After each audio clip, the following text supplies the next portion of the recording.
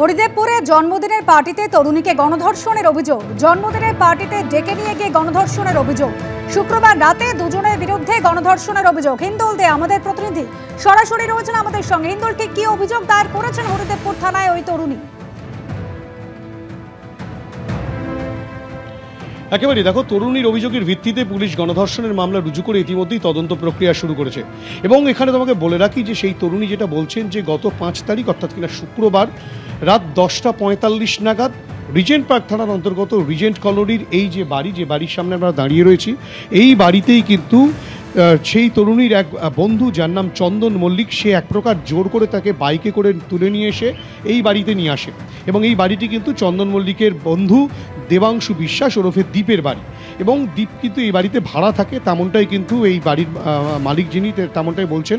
কয়েক মাস আগে তারা ভাড়া নিয়েছিলেন এবং এখানেই কিন্তু গণধর্ষণের ঘটনা ঘটে, তেমনটাই অভিযোগ। আমরা সরাসরি কথা বলে নেব একবার বাড়ির মালিকের সঙ্গেই, যে দীপ, সে দীপ তো সরকারি কর্মচারী। হ্যাঁ, যতদূর ওনার মায়ের ভার্সন অনুযায়ী উনি সরকারি কর্মচারী। ঘটনার দিন কি ঘটেছিল সেটা জানতে? দেখুন, ঘটনার দিন কি ঘটেছিল সেটা আমরা কেউ জানি না। আমি তো ওপরে থাকি এবং আশেপাশের লোকজনও কেউ বুঝতে পারেনি, কিছু টের পায়নি কোনো আওয়াজ বা পুলিশ। কালকে পুলিশ আসাতে আমরা জানতে পেরেছি যে এরকম একটি ঘটনা ঘটেছে পরশুদিন। বিষয়টা হ্যাঁ অবশ্যই, কারণ আমরা এখানে ভাড়া দিয়ে থাকি, আশেপাশে সবাই ভাড়া দেয়, তো প্রত্যেকেই একটুখানি প্যানিকগ্রস্ত যে আমরা কি দেখে ভাড়া দেবো। আমি তো দেখেছি যে ছেলে আর মা থাকে, তার সেটা দেখেই দিয়েছি।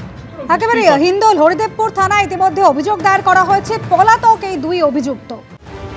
লালবাজারের অদূরে বিবাদীবাগের 190 বছরের পুরনো অস্ত্র বিপণী নরসিংহ চন্দ্র দা অ্যান্ড কোম্পানি রহরা কাণ্ডের তদন্তে বৃহস্পতিবার এখান থেকেই 41টি নথিহীন বন্দুক বাজেয়াপ্ত করেছে পুলিশ। বন্দুক পাচার এবং বেআইনিভাবে কার্তুজ লেনদেনের অভিযোগে গ্রেপ্তার করা হয়েছে দোকানের 3 মালিককে। কিন্তু বৈধ দোকান থেকে কিভাবে বেআইনি কারবারিদের হাতে পৌঁছে যেত অস্ত্র, ধৃতদের জেরা করে জানা গিয়েছে চাঞ্চল্যকর মোডাস অপারেন্ডি। বেঙ্গল এসটিএফ সূত্রে খবর, লাইসেন্স রয়েছে এমন অনেক ব্যক্তি অনেক সময় বৈধ দোকানের আলমারি বা অস্ত্রাগারে অস্ত্র জমা রাখেন, তার জন্য টাকাও দিতে হয়। কিন্তু অনেক ক্ষেত্রে ওইসব বন্দুকের লাইসেন্স নবীকরণ না হওয়ায়, অস্ত্রাগারের ভাড়া দিতে না পারায় বা অন্য কারণে অস্ত্র ফেরত নিতে আসেন না মালিক। এইভাবে বেশ কিছু অস্ত্র দাবিদারহীনভাবে বছরের পর বছর পড়ে থাকে দোকানের অস্ত্রাগারে। ওইসব অস্ত্রই পালিশ করে চড়া দামে বিক্রি করা হতো চোরা কারবারিদের। বিভাগের সরকারি লাইসেন্সপ্রাপ্ত বন্দুকের দোকানের যে 3 মালিককে গ্রেফতার করা হয়েছে, তাদেরকে জিজ্ঞাসাবাদ করে চাঞ্চল্যকর তথ্য মিলেছে। রহরার যে ফ্ল্যাট থেকে বিপুল পরিমাণ আগ্নেয়াস্ত্র মিলেছিল, তার মধ্যে বেশিরভাগ আগ্নেয়াস্ত্র কিন্তু সরাসরি গিয়েছিল এই দোকান থেকে, যা এই মুহূর্তে বেঙ্গল এসটিএফ এর তরফে সিল করে দেওয়া হয়েছে। যেটা বেঙ্গল এসটিএফ সূত্রে জানা যাচ্ছে যে দাবিদারহীন যে সমস্ত বন্দুক যা এই দোকানের অস্ত্রাগার বা আলমারিতে ছিল, যেগুলোর মূলত সেক্ষেত্রে দাঁড়িয়ে সেই সমস্ত বন্দুকের যারা লাইসেন্সধারী ছিলেন তারা হয়তো মারা গিয়েছেন, নাহলে তারা অনেকদিন ধরেই এখানে আলমারিতে সেই সমস্ত অস্ত্র মজুত রেখেছিলেন এবং তারা পরবর্তী সময় এখান থেকে সেই অস্ত্র নেননি। বেঙ্গল এসটিএফ সূত্রে খবর, বৃহস্পতিবার যে 41টি 1 নলা বা 2 নলা বন্দুক বাজেয়াপ্ত করা হয়েছে, সেগুলিও দাবিদারহীন। কিন্তু নিয়ম হলো, কোনো ডিলার বা বৈধ অস্ত্র বিপণীর অস্ত্রাগারে পড়ে থাকা বন্দুকের মালিক যে জেলার বাসিন্দা, সেই জেলার পুলিশ সুপার বা জেলা শাসকের কাছে দাবিদারহীন অস্ত্রগুলি ফেরত দিতে হয়। বেঙ্গল এসটিএফ সূত্রে দাবি, তা না করে বিক্রি করে দেওয়া হয়েছে বেআইনিভাবে।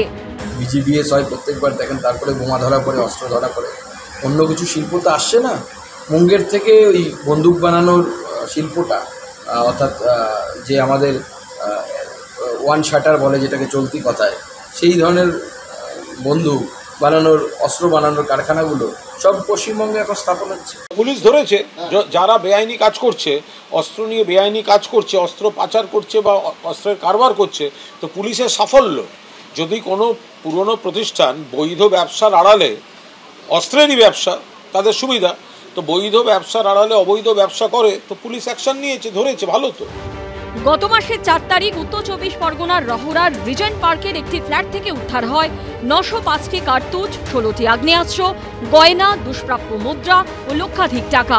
গ্রেপ্তার করা হয় মধুসূদন মুখোপাধ্যায় নামে এক ব্যক্তিকে। তদন্তে জানা যায়, বিহারে তৈরি আগ্নেয়াস্ত্রগুলি কেনা হয়েছিল বিবাদীবাগের লাইসেন্সপ্রাপ্ত অস্ত্রের দোকান থেকে। এর আগে 15 ফেব্রুয়ারি দক্ষিণ 24 পরগনার জীবনতলায় কার্তুজ উদ্ধারের ঘটনাতেও নাম জড়িয়েছিল এই অস্ত্র বিপণীর। বছর ঘুরতে না ঘুরতে রহরা কাণ্ডে নাম জড়িয়েছে একই দোকানের।